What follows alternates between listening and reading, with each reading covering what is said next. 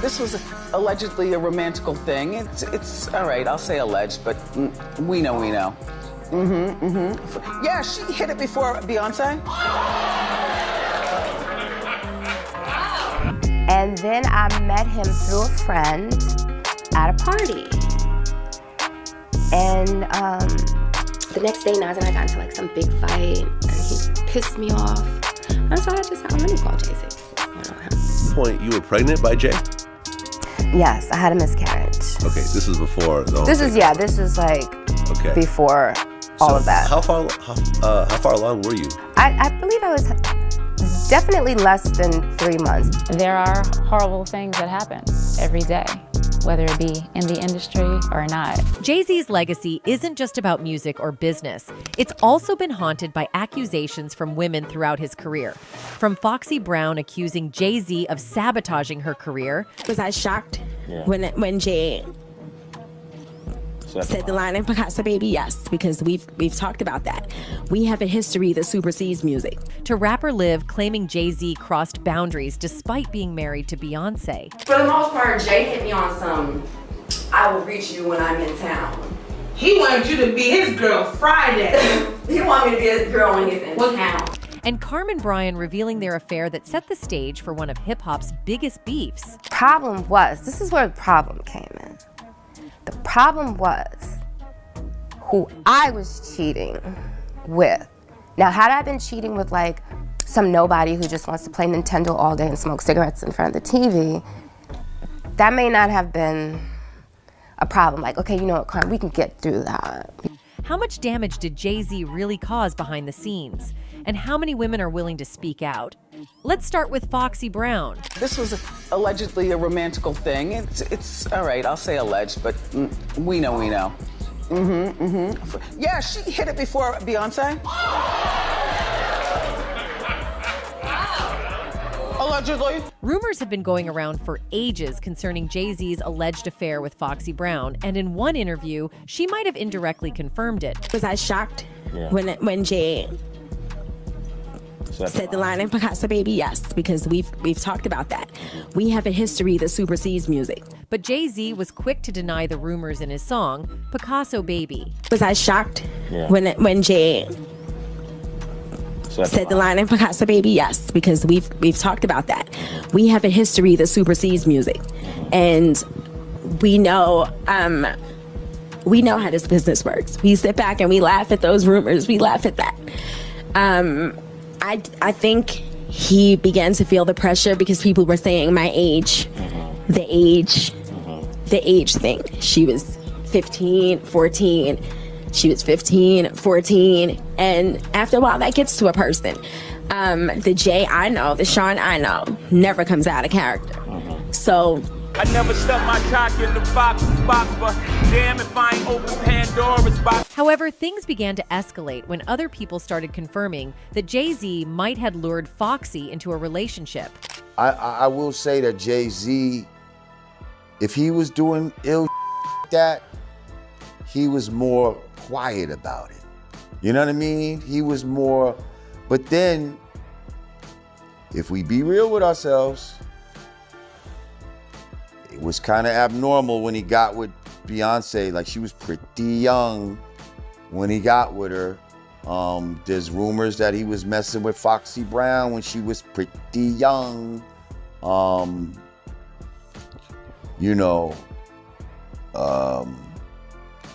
So there's a lot of those rumors around. You know what I mean? Jaguar Wright also had a lot to say on this alleged relationship. Let them know. Yeah, Foxy deaf. She deaf because she had the syphilis, because she never got on a venereal disease treated. Y'all should go back and talk to that she slept with in Philly when she was in Philly. She burned every last one of them. She said more clinic than COVID. Her reckless. I lied to you not. Then there is Blue Cantrell, who once claimed she was in love with Jay-Z. Oh my God! I heard he's hung like a horse, Blue. Are you hating on Beyonce? Did she really have him locked down? I think so. I think they're in love. I think they're in love. Is politics speaking? No, I really do think they're in love. I have a big crush on him, though. I'll tell you that much. Did you fuck I him? still have a crush on him now. Yes, you did. No, I didn't. No, I'm really selective about it. What? Really. I really like him though. And I don't care who he's dating. I always had a crush on him though. If he came in right now and we were all not here. What? I'm just saying, you're in New York. Yeah, okay. And what If you ran into him and everything was right, would you make that play? I wouldn't turn it down. Let's just put it that way. At the time, Blue was so infatuated with Jay that she began feuding with his then-girlfriend Beyonce. In fact, following the release of Beyonce and Jay-Z's music video for Bonnie and Clyde in 2003, Blue openly claimed that the video bore a striking resemblance to her own song's promo, Roundup, which had been released earlier. Roundup, yeah, you know what we came to do? Dance floor, bootylicious. Doing what we like to do. Eyes behind shades. Later on, Blue Cantrell hinted that Beyonce may have felt threatened by Jay-Z's lingering feelings for her, which is supported by speculation around the name Blue chosen for their daughter, Blue Ivy. I almost wore blue today, but I thought that's Her name too was thirsty. meant to be Brooklyn. Because rumor has it that it's blue because blue's your favorite color. I don't even know if that's true. No, but I wish it was that simple. But it's a story. I'm going to tell you a story. It was supposed to be Brooklyn. That was the name we had in theory. But when we got to, what you call it, little sonograms? Yeah. You know, it's super small, and we was calling her Blueberry. Like, look at the little Blueberry. You know, it was like a nickname. And for 9 months, we like, yeah, look at little Blueberry. So it was natural. We just took the berry off and just called it. In any case, a lot of strange things happened in Blue's life after she publicly revealed her feelings for Jay-Z. In 2004, Blue's success slowed down massively in 2004 after leaving her contract, mainly because Arista simply forgot to renew it. But things only went further downhill from there. In fact, there was a troubling incident in 2014 where Blue Cantrell claimed she was poisoned. For context, according to TMZ, Cantrell was once spotted running through the streets, ranting about people trying to K her until police took her into custody for psychological evaluation. Moving on, we have Carmen Bryan. Carmen might not be a household name, but she played a central role in one of the most legendary feuds in music history. So you're friends with Jay-Z, and then at one point it turns romantic. After a year. After a year. After about a year and some change. In 2001, Jay-Z released The Takeover as part of his Blueprint campaign, putting his beef with Nas in the spotlight. Without naming names, Jay-Z implied he had been romantically involved with a woman important to Nas. That woman was Carmen Bryan, Nas's ex, and the mother of his daughter, Destiny. And then I met him through a friend at a party. And the next day, Nas and I got into like some big fight, and he pissed me off. And so I just thought, let me call Jay-Z. Carmen, now an author, revealed details about her affair with Jay-Z during the interview with DJ Vlad. She explained her decision to cheat on Nas and the fallout from her actions, saying, "The problem was who I was cheating with," referring to individuals in the same music circles as Nas. Problem was, this is where the problem came in. The problem was who I was cheating with. Now, had I been cheating with like some nobody who just wants to play Nintendo all day and smoke cigarettes in front of the TV, that may not have been a problem. Like, okay, you know what, Carmen, we can get through that. We can get past that. We can't see him anymore, but we can get through that. But I was cheating with individuals that were in the same genre of music, this, you know, the same circles, the same company. But I didn't look at it as if I was doing anything wrong. I felt like this is my circle too. These are my peers too. Like I'm in the box too. So it is what it is. According to her, this affair sparked the intense rivalry between Jay-Z and Nas. Jay-Z's diss track, Takeover, hinted at their relationship, and Nas responded with Ether. But I was cheating with individuals that were in the same genre of music, this, you know, the same circles, the same company. But I didn't look at it as if I was doing anything wrong. I felt like this is my circle too. These are my peers too. Like I'm in the box too. So it is what it is. And who are those people? I had a relationship with Jay-Z. But the thing about Jay-Z and I, we were friends before anything. That was my best friend before we became intimate, before we became lovers to any extent, before anything physical happened between us. That was my friend. And we were really good friends. Carmen admitted that her affair with Jay-Z even led to her becoming pregnant. You were pregnant by Jay? Yes, I had a miscarriage. Okay, this is before the whole This thing. is, yeah, this is like Okay. before all of that. How far along were you? I believe I was definitely less than 3 months. It was the first trimester. It wasn't. It was still early. Exactly. Yeah, it wasn't anything Okay. crazy. It wasn't planned. It wasn't like, oh, we're gonna have this baby and, you know, move forward with our relationship. No. Okay. When you told Jay that you were pregnant, what was his reaction? I told him after the fact. Oh, you told him after? I told him your after miscarriage. the Okay, fact. so he didn't even know. No, I Okay. told him after the fact. And then there is Maya, who flat out rejected Jay-Z's advances. There are horrible things that happen every day, whether it be in the industry or not, mentally, emotionally, financially. And you have to break down your value. You really have to assess that and your standards. And it's very difficult if you don't know it, if you can't identify it regarding what's coming at you. And that takes some time to maybe step away if you walked into this game not knowing who you are and your limitations. You know, there can be power plays and ultimatums given for the people that hold the power, whether that be toward a female or male artist. You know, I often find that a lot of women that I speak to suffer from that. At the time, rumor has it that Jay-Z felt was being a spoiled brat and ungrateful. He believed she should have been more thankful that a huge artist like him would agree to rap on her song, especially since she was a new semi-unknown artist. She's a baby, but she listens to me, you know what I mean? She's tough, you know what I mean? She's a brat. But that's not all. Maya recently revealed that certain figures in the industry tried to control her image. You really have to protect, you know, what you allow yourself to believe, because it will be fed, whether it be your body image, what you need to change about yourself, how you need to sound, what you need to look like, how you need to dress, who you need to date, what you need to say. You grow into that. If you start early in any game without knowing who you are and being solid in some type of foundation, it's very dangerous for you as an individual. And you have to not be desperate. You have to be willing to say, I'm good, and walk away, you know? But if contractually you have no options, that's a living hell, you know? I find it horrific to have to be bind to negative energies. But let's not forget about Lil' Kim. He was good at manipulating you to get you to do what he wanted you to do. From 1998 to 2000, Jay-Z and Lil' Kim were the ultimate power couple. It all began during the height of Jay-Z's career with the mega hit Hard Knock Life, Ghetto Anthem, and came to an end with the release of his album, The Dynasty, Rock La Familia.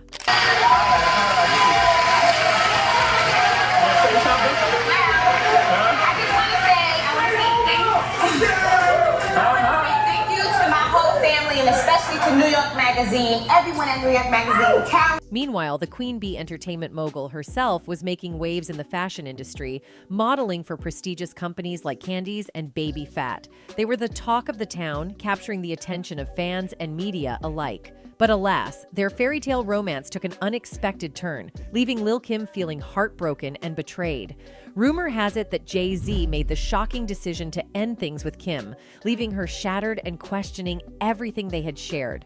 Because I talk a lot about what I went through during the trial and a lot of unloyal people and a lot of things I've gone through. So, you know, it was hard. The betrayal was a bitter pill to swallow, and Lil' Kim couldn't help but feel abandoned and discarded. Now let's talk about Liv. For the most part, Jay hit me on some, I will reach you when I'm in town. He wanted you to be his girl Friday. He wanted me to be his girl when he's in town. So that was basically clearly why he was with Beyonce. And it's like, for me, I'm not that chick. Like, I could do a lot of things. A lot of girls, you know, do a lot of things behind people's back, hoping that it never comes out. That's gonna come back. Karma is. I have a lot of respect for Beyonce as an artist, as a woman, as a wife, as a mother. At the time, it was like, you know what? I could do a lot of grimy things to get in a position where I want to get. Because a lot of chicks do that, but it's like I'm gonna have to look at myself. Rapper Liv threw shade at Jay-Z in her track, The Invasion Part 2. Liv spilled the tea about a potential fling with Jay, later dissing Beyonce in The Invasion Part 5. You got all these people fooled thinking you are God. Oh, we gonna have to change all that. Liv spilled the beans in an interview with Radar Online, recounting an encounter with Jay-Z during a Budweiser commercial shoot in Miami back in 2008. Despite a supposed connection, Liv wasn't impressed when Jay allegedly sent a bodyguard to fetch her digits, calling it really immature. Like for me, I'm not that could do a lot of things. A lot of girls, you know, do a lot of things behind people's back, hoping that it never comes out. That's gonna come back. Karma is. I have a lot of respect for Beyonce. In a classic move, Liv reportedly caved later on and gave Jay her number after another run-in, only to be ghosted after sending him some tracks. To try and stir the pot further, Liv even released a diss track, Sorry Miss Carter, aimed at Beyonce. Sorry, Miss Carter. Moving on, we have the tragic fate of Aaliyah. Before marrying Beyonce, Jay-Z was rumored to have pursued Aaliyah, creating tension between him and Dame Dash. Like, why? I just never understood it. So I think it was just more me feeling awkward about the fact that I had to be around him on some level, but I wasn't around him. Like, I never was around him. Like, even when that not guilty, I wasn't, like, I came for the video, I was out. I wasn't a guy, and I think, like, we took pride, at least I did, and my crew, in not hanging out with famous people or famous men. For context, Aaliyah's rise to fame started early, with her debut album Age Ain't Nothing But a Number releasing when she was just 15. But behind the success was a troubling connection to R. Kelly, the album's producer. Rumors of a romantic relationship followed them, despite Aaliyah's attempts to keep things private. In interviews, she called their bond close, but denied anything romantic, brushing off claims they had secretly married. Years ago, there was this terrible rumor out. What is the deal with you and R. Kelly? Are you all married or not? No, I'm not married. Robert's doing his thing, I'm doing my thing. He's a great producer, great artist who I do admire, and there's nothing there at all. Damon Dash, co-founder of Rockefeller Records and Aaliyah's partner before her tragic death, has openly criticized his former business partner, Jay-Z, for working with Kelly. During an interview on the That's F It Up podcast, Dash expressed frustration over Jay-Z's decision to collaborate with Kelly despite the allegations. Right. Did Jay know about what he did to Aaliyah? Did he know that everybody knew R. Kelly married Aaliyah at 15? Everybody knew that. So was the conversation had, like, yo, how you gonna go and do something with this dude? Hell yeah, that conversation was had. Hey, you think I'm soft? Pause, like I'm punk? That didn't happen. I was like, yo, how you gonna do a project with a nigga that raped my motherfucking girl? We had the conversation. Why would you still with a nigga that with someone that raped your girl? Would you still do anything with that person? So why would anyone expect me to? And then we have Rihanna. I met her that day. I knew she was a star. Like, just her look, the way she walked into a room. For years, there have been whispers that Jay-Z's relationship with Rihanna was far from professional. Anyway, I'd like to thank Jay-Z for being a part of this record with me. She liked to thank Jigga Man for being the greatest in the world. Back in 2009, Chris Brown pleaded guilty to assaulting Rihanna, a shocking event that captured global headlines. But beneath the surface, there was another story that Chris later revealed. He claimed that Rihanna had given him herpes, which was the catalyst for much of the tension between them. Hold on to Chris Brown beating Rihanna, you know what I'm saying? I don't understand why people keep talking about that. It was forever ago. They were both very young, and he had just had his first herpes outbreak from her giving him the herpes. Ooh, my. Like, how, you know what I mean? Like people don't understand what happened that night. And that's because Jay-Z worked so hard to change the narrative of that night. Now, Rihanna was only 14, 15 when he started signed to the Def Jam. It's clear to say that the herpes that she had came from the person she had been most involved with, and that was Sean Carter. So here it is. Chris Brown has his first herpes outbreak from his celebrity girlfriend who he was set up with, and it was supposed to be this and it was supposed to be that, and he was there so people wouldn't pay attention to the fact that she was Jay-Z, underage. Jay-Z gave her the herpes that she gave to Chris Brown. And that first night, when he had that outbreak and he busted into Clive Davis's house and said, "Where the dirty?" I can't fault him for that. He had this is beautiful. Oh, wonderful. Chris Brown, she didn't ruin him. She ruined him at 19 years old. He's got the Jay-Z herpes. Oh. And it's unfair. Because now that's a part of his story. And Rihanna ain't innocent. Because she was in there giving that nigga a job in the coat closet when Chris Brown came in. He said,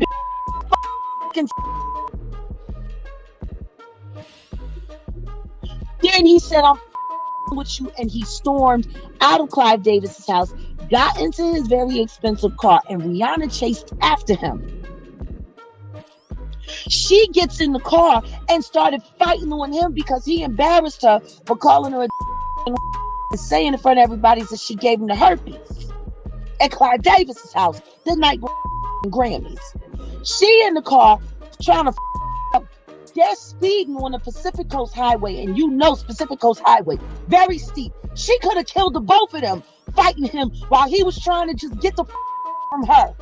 In any case, the stories surrounding Jay-Z paint a picture of a man whose power extends far beyond music.